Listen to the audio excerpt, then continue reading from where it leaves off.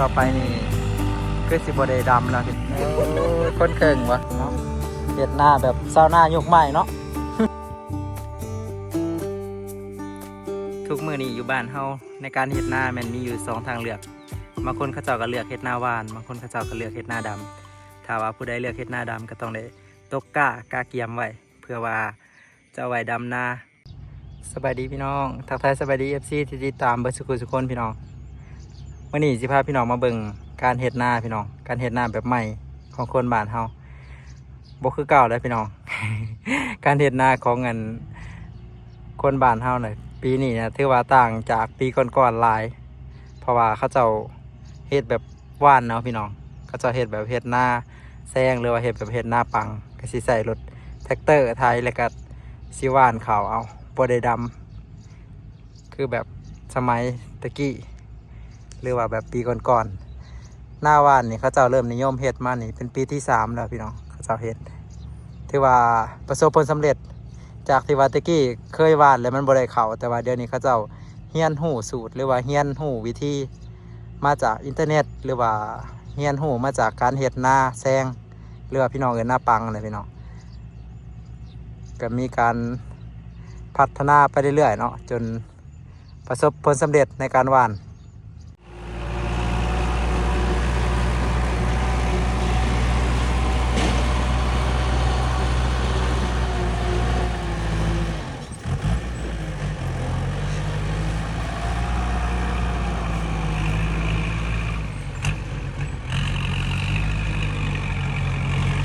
คนเข่งวะเขายังบ่เขาหอมบ่เอา11ขั้นเช้าว่านนะเบิ้ลเลยเป็นบ่ อันนี้ว่านไว้แบบนี้แล้วมาปั่นน้ำล้างเหมือนบ่เจ้าถ่ายข่อยถ่ายเจ้า เขาเจ้าสิว่านไทยแล้วก็ว่านพี่น้องว่านลงไปแล้วก็เอาเครื่องปั่นมาปั่นอีกแค่นึงจะให้ค่อยว่านบ่ค่อยว่านบ่เป็นมื้อนี้ขอยมาเบิ่งงานซื่อๆ ข่อยก็อยากว่านคือกันเฮาเอารถไถหน่อยไถก็ได้บ่หรือว่ามันนั่นย่านว่ามันเป็นหญ้าเป็นหยังบ่เกี่ยวบ่เป็นหยังแต่ว่ารถไถใหญ่มันแล้วไว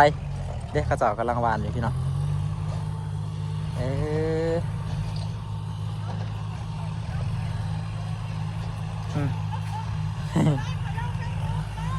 เอารถตามสบายเป็นกระเจ้าเฮ็ดหน้าแบบใหม่ได้พี่น้องบ้านเฮากันตามนะการ ตามมันวิวัฒนาการสิว่าอีกแบบหนึ่งกันว่านอยู่ชุกปีบ่เป็นเซียนแล้วเนาะ บ่เซียนแต่ว่าพอได้เนาะกระเจ้าว่านแบบ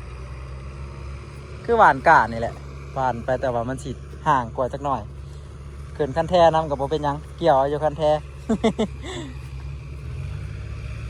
สิแบบนี้พี่น้องเฮ็ดแบบอันพี่น้องฝั่งไทยเนาะหรือว่าเฮ็ดแบบอยู่ต่างประเทศโบได้ดำพี่น้องรถ3 คัน2 คันนี่มันมีหน้าที่ไทยอย่างเดียวแล้วก็อีกคันหนึ่งอยู่พูดแล้วปั่นพี่น้องตัวนั้นเป็นปั่นหรือว่าบดใส่เขาเป็นโรตารี่บ่กันเขาจือบ่ผิดปั่นเนาะเฮ็ดหน้าแบบเศร้าหน้ายุคใหม่เนาะ เฮ็ดหน้าไว้เฮ็ดหน้าแพงเมียเฮ็ดหน้าแบบแพงเมียบ่ให้เมียเมื่อยใส่ปุ๋ยอยู่บ่เนี่ยแล้วใส่แล้วบ่ปุ๋ยมันเลยจังไสบ่ได้ห้องพื้นบ่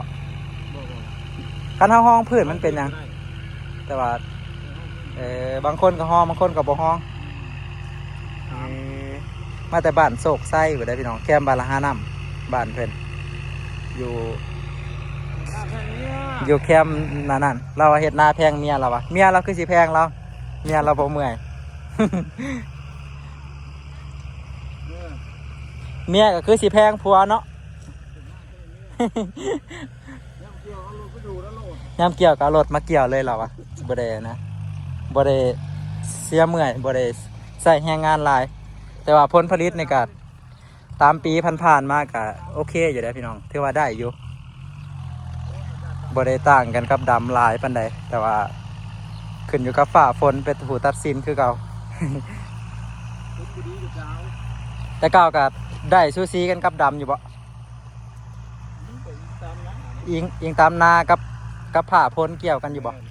เกี่ยวกันเบิดเนาะ เกี่ยวกันเลย นางามนาบ่งามพี่น้อง โอ้ทีมงานเพิ่นหลายคนขนาดเราว่าเฮ็ดหน้าแบบแพงลูกแพงเมียเราว่าบ่ให้เมียเมื่อย ผู้ได้เมียเจ้านะเราบ่มีเมียบ่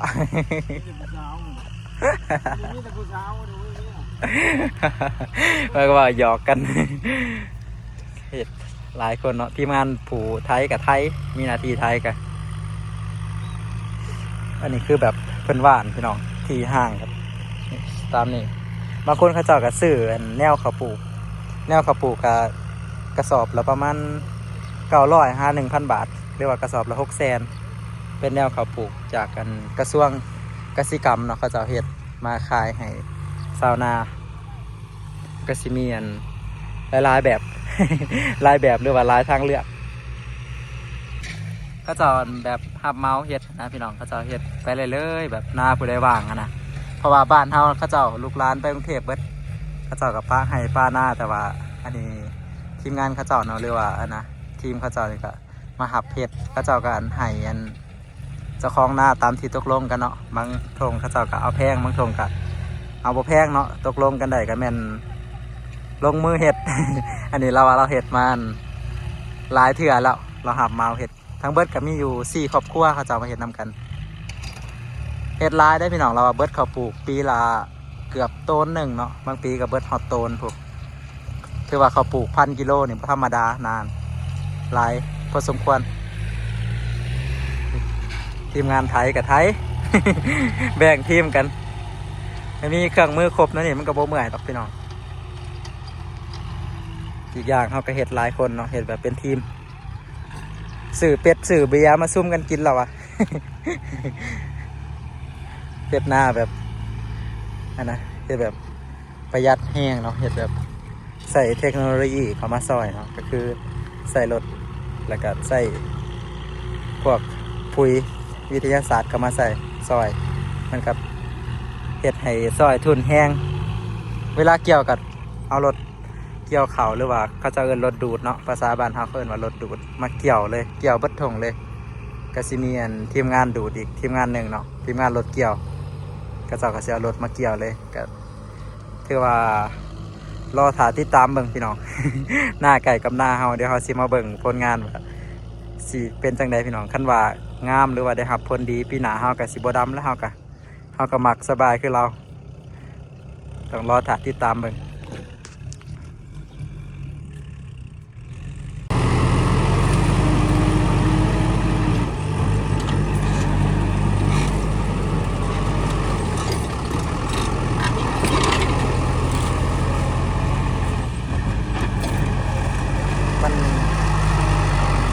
ตอนนี้ต้นไม้มันก็โง่หยาบเนาะรถใหญ่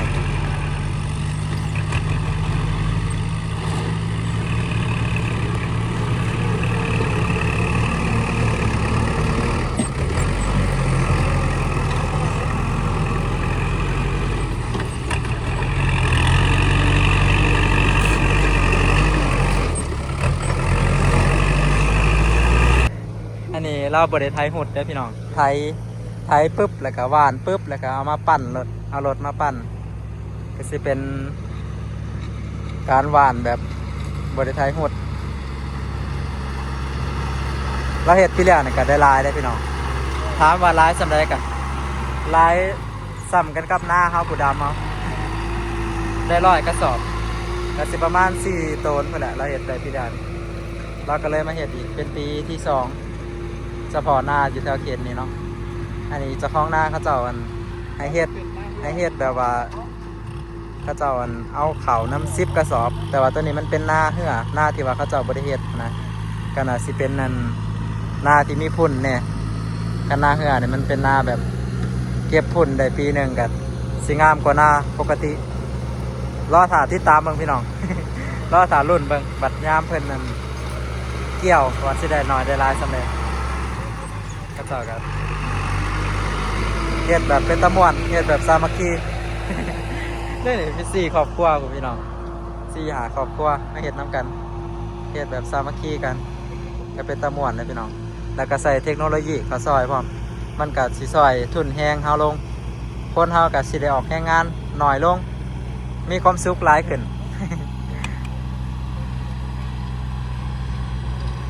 ใส่แฮงหน่อยลงความก็สิมีความสุขหลายขึ้นเนาะคนเฮา ต่อไปมันก็สิเป็นแบบนี้เบิดแหละพี่น้องหลายคนก็เขาเจ้าก็เริ่มใช้เทคโนโลยีแล้ว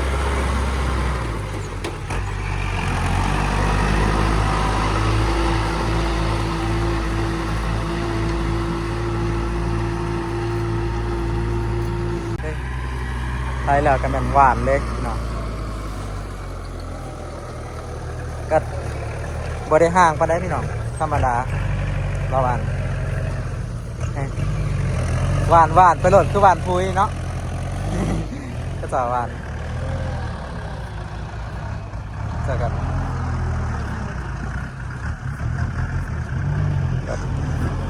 หวานหวานไปเลย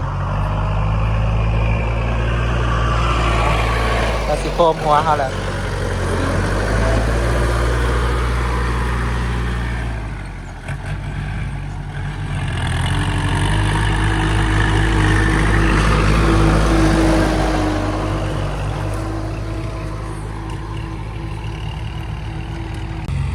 หน้าซัมนี่ประมาณ4 รอบ5 รอบเที่ยวว่าแล้วพี่น้องรถไทย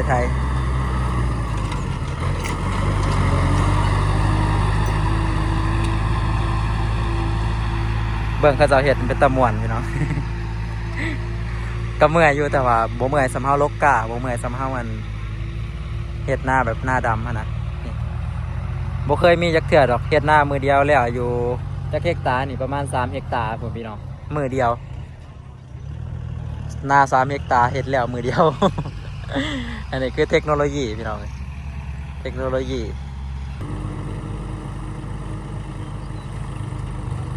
บ่อนใดมันบ่เพียงกับดุดได้พี่น้องมีทั้งหมักดุดมีทั้งหมักไทย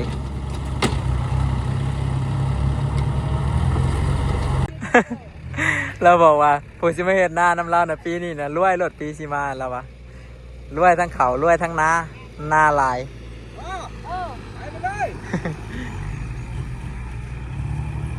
เอาพี่น้องเราถ่ายติดตามบางพี่น้องถ่ายติดตามบางผลงานเราเห็ดหน้าหวานเราเห็ดปีเลี้ยนี่ได้หลายแล้วพี่น้องที่ว่าโอเคแล้วแต่ว่าเอาถ่ายเบิ่งอีกปีนี้ที่2ถ่ายเบิ่งอีกรอบหนึ่งถ้าเราเห็ดงามอีกปีนี้นี่ปีหน้านี่เอาบ่ได้ดำหน้าเลยพี่น้อง หน้าเอาใกล้ๆกันนี่เอากับสิหวานนะคือกัน แต่ว่าเราคือแบบประสบผลสำเร็จแล้วเขาเจ้ามั่นใจเขาจะเคยเห็ดเนาะเคยเห็ดหน้าหวานเมืองเดียวกันแต่ว่าเรามาแต่ทางละหานำพุ่น ที่เราเจ้าเคยเห็ดหน้าแซงบ่เคยเห็ดเนาะเจ้าบ่เคยเห็ดบ่หน้าแซงบ่พูดได้นั่นนะบ่เคยเห็ดบ่เห็ดแต่หน้าปีแต่ว่ามีรถเกี่ยวรถไถมีโคเบิร์ตมันบ่นี่พี่น้องแนวพันธุ์เขาเพิ่นสิเป็นนั่นนะเขาบ้านเฮาเอิ้นว่าเขาขาวแบบพันหอมกระเจ้าอ่ะ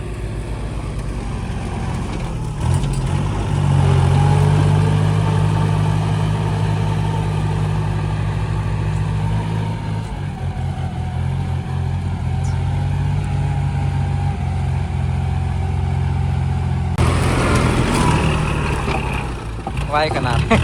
ไวหลุด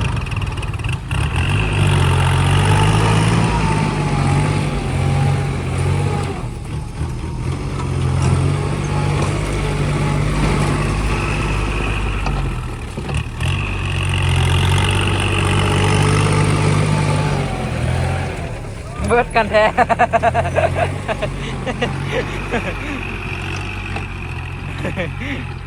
เกือบเป็นเบิดกันแท้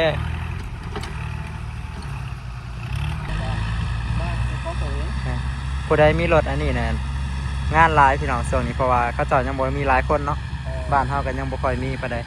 เบิดบ้านนะยังบ่มีบ้านเฮา ทางบ้านเรามีแต่รถอันนี้ อยู่บ้านเขาเจ้าบ่ได้เอารถหน่อยไทยแล้วมีแต่จ้างรถอันนี้ไทย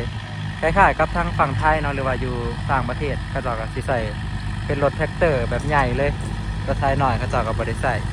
ไทยแหละเขาเจ้าก็ตกลงราคากันแล้วก็แม่นไทยเลยคือว่า อยู่บ้านเขาเจ้าบ่ได้ดำบ่เขาเจ้าบ่ได้ดำมาเลย เขาจะว่า แต่อยู่บ้านเฮานี่คือแบบขี้ง้อดำเนาะผู้ใดก็เลยแบบบ่มีลูกมีเต่าอยู่เฮือนแล้วเขาเจ้าก็ปะหน้าเป็นหน้าเหือแบบดำบ่ไหวหั้นนะพี่น้องหรือว่าเฮ็ดบ่ไหวแต่ว่า ตอนมันงามมันจะเขาเสียรถเขาเสีย แต่ว่าต่อไปหั้นนะต่อไปนี่คือสิบ่ได้ดำแล้วพี่น้องถ้าว่าเขาเจ้าเรียนรู้เทคนิควิธีเฮ็ดหั้นนะมีเทคนิควิธีเฮ็ดต่อกับโยกออกแล้วเนาะสบายตัวหน่อย ตัวใดบ่เพียงเนี่ยจักหน่อยก็ดุดๆไปนำ หน้าเขาได้กำไรตัวอยู่ต่อนี่แหละ อยู่ต่อออกน้ำบ่ อยู่ออกเบิดต่อคันตัวใหญ่ไรก็ออกบ่ได้ เออ มาแบกเขาไปเลย 10 ปีเดินความคันในพ่อ ได้จักให้บ่ซ้ำนี่นะให้แบบนี้บ่ได้นับจักเทื่อ ไปเฮ็ด10 ปีแล้วความคันในพ่อบ่อยู่หันเบอร์เขาพวกให้ ต้นเจ้าเฮ็ดไปเรื่อยในฮอดบ่เฮกตาร์หรือว่า2เฮกตาร์บ่ จังว่าแล้วถามเพิ่นนั่นแหละ แต่ประมาณเท่าใด เออ ปีละเฮ็ดปีละ อยู่แล้วนี่นะ แม่น ต้องติดต่อ ได้100สอบเนาะ ได้ร้อยกว่าสิได้ ได้100ปลายสอบ2เฮกตาร์ก็ ตาก็เชื่อจอดนี่แหละ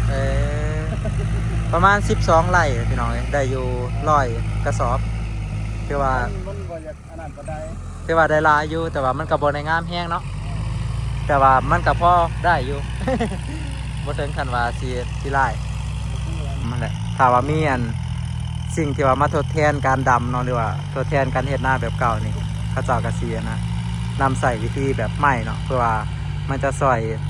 ให้คนเฮานี่ได้เฮ็ดเวียกน้อยลงได้ใช้แรงงานคนน้อยลงก็ถือว่าเป็นสิ่งที่ว่าเป็นทางเลือกที่ดีสำหรับชาวนาบ้านเฮาเนาะนี่ถ้าว่าได้รับผลดีเนาะก็สิเป็นอันทางเลือกใหม่สำหรับอันชาวไร่ชาวนาบ้านเฮาพี่น้องถือว่าเป็นอนาคตที่ดีเนาะ